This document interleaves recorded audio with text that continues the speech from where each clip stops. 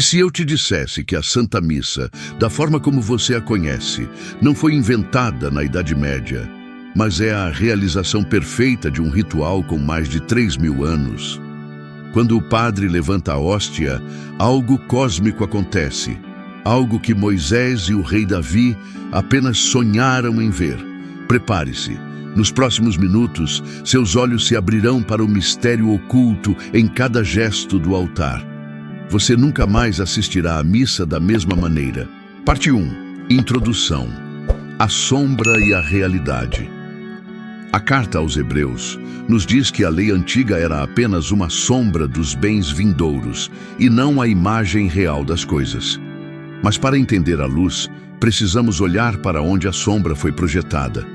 Muitos católicos entram na igreja, fazem o sinal da cruz, mas desconhecem que estão pisando em um solo sagrado prefigurado no deserto do Sinai. A missa não é um teatro, é um cumprimento. O catecismo nos ensina que o Novo Testamento está escondido no Antigo, e o Antigo é revelado no Novo. Hoje, vamos dissecar a anatomia da liturgia e compará-la passo a passo com o culto do antigo Israel. Vamos descobrir que a nossa fé não substituiu o judaísmo do templo, mas o elevou à sua plenitude divina. O que acontecia no templo de Jerusalém com sangue de bodes e touros era uma preparação pedagógica de Deus para o que acontece agora, em cada altar, em cada paróquia, de forma incruenta, mas infinitamente mais poderosa. Parte 2. A dupla estrutura, sinagoga e templo. Você já parou para pensar por que a missa é dividida em duas grandes partes? A liturgia da palavra e a liturgia eucarística? Isso não é aleatório. Isso é a fusão perfeita dos dois grandes centros da vida religiosa hebraica. A primeira parte, onde lemos as Escrituras e ouvimos a homilia, reflete o culto da sinagoga. No sábado, os judeus se reuniam para ler a Torá e os profetas, cantar os salmos e ouvir o ensinamento do rabino. Jesus fez isso em Nazaré. Mas a sinagoga não tinha sacrifício. O sacrifício só podia acontecer no templo. A segunda parte da missa corresponde ao culto do templo de Jerusalém, onde o animal era ofertado a Deus. A Igreja Católica, guiada pelo Espírito Santo, uniu a instrução da sinagoga com o sacrifício do templo. Mas agora, a vítima não é um animal irracional, é o próprio Verbo de Deus. Parte 3. O Cordeiro Pascal. A exigência de comer. Vamos voltar para a noite mais terrível e gloriosa do Egito, a Páscoa. Deus ordenou que cada família pegasse um cordeiro sem defeito, macho, de 1 ano. Eles deveriam sacrificá-lo e passar o sangue nos umbrais da porta. Isso salvou os primogênitos da morte, mas havia um detalhe crucial que muitos protestantes e até católicos esquecem. Não bastava matar o cordeiro e usar o sangue, eles tinham que comer o cordeiro. Se uma família hebraica matasse o cordeiro, passasse o sangue, mas não comesse a carne naquela noite, o anjo da morte não passaria adiante. A aliança só era consumada na refeição. Jesus é o Cordeiro de Deus, como disse João Batista. Na cruz, o sacrifício foi feito.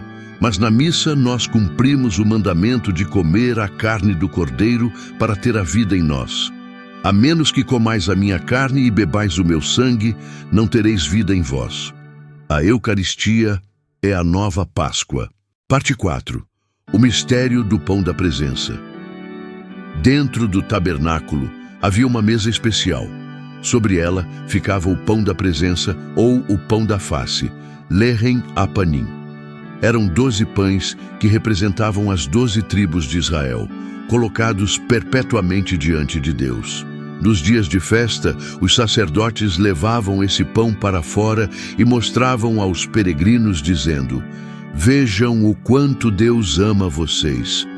Esse pão era sagrado e só podia ser comido pelos sacerdotes no lugar santo. Percebem a conexão?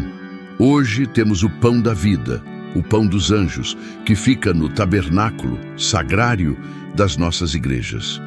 E na adoração eucarística, o sacerdote exibe a hóstia no ostensório para que contemplemos a face de Deus.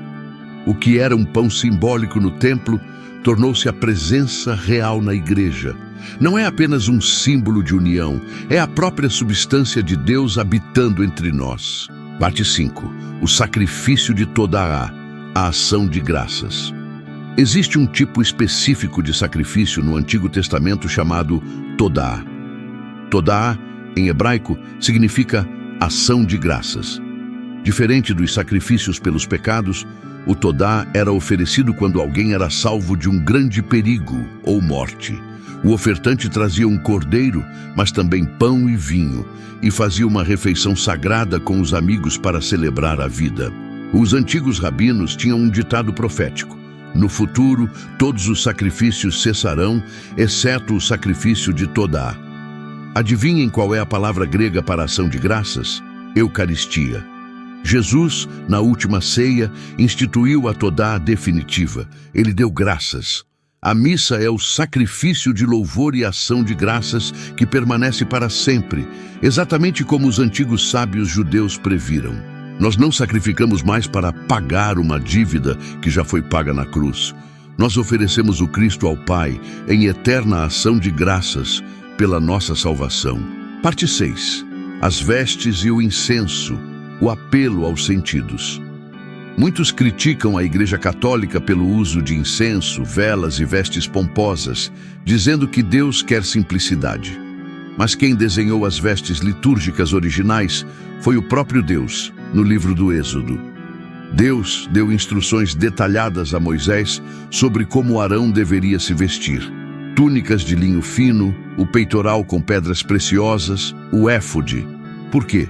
Para glória e beleza, para separar o sagrado do profano. Quando o padre se veste para a missa, ele esconde o homem fulano de tal para agir in persona Christi. E o incenso? O Salmo 141 diz: suba a minha oração como incenso à tua presença.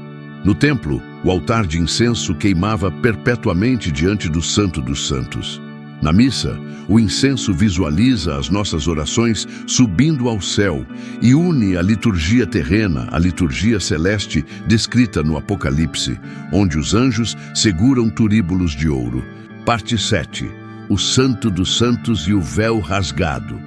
No Templo de Salomão, havia uma cortina grossa, o véu, que separava o santo, onde ficavam os sacerdotes, do Santo dos Santos, onde estava a Arca da Aliança e a presença de Deus, a Shequina. Ninguém podia entrar lá, exceto o sumo sacerdote, uma vez por ano, no Yom Kippur, e com muito medo. A separação entre Deus e o homem era clara. Mas o que aconteceu no momento em que Jesus morreu na cruz? Mateus 27 nos diz: o véu do santuário rasgou-se em duas partes, de alto a baixo. O acesso foi liberado. Na missa católica, não há mais véu bloqueando o acesso a Deus. Nós não apenas entramos no Santo dos Santos, nós recebemos o próprio Deus em nossa boca. O que era intocável tornou-se alimento. A reverência que devemos ter na missa deve ser, no mínimo, igual àquela do sumo sacerdote, pois temos acesso a uma graça muito superior. Parte 8. Conclusão. O céu na terra. Scott Hahn, um ex-pastor protestante que se converteu ao catolicismo, disse que quando estudava o livro do Apocalipse, ele não conseguia entendê-lo até ir a uma missa. Lá ele viu os candelabros, o altar, o incenso, os anjos, o santo, santo, santo, o cordeiro de pé como se estivesse morto. A missa não é apenas uma lembrança do passado, é uma participação no futuro. É o céu descendo à terra. Os ritos hebreus eram a sombra. A missa é a imagem real. E o céu será a face. Portanto, da próxima vez que você for à missa, lembre-se, você está entrando na história da salvação. Você está onde Moisés queria estar. Valorize este tesouro.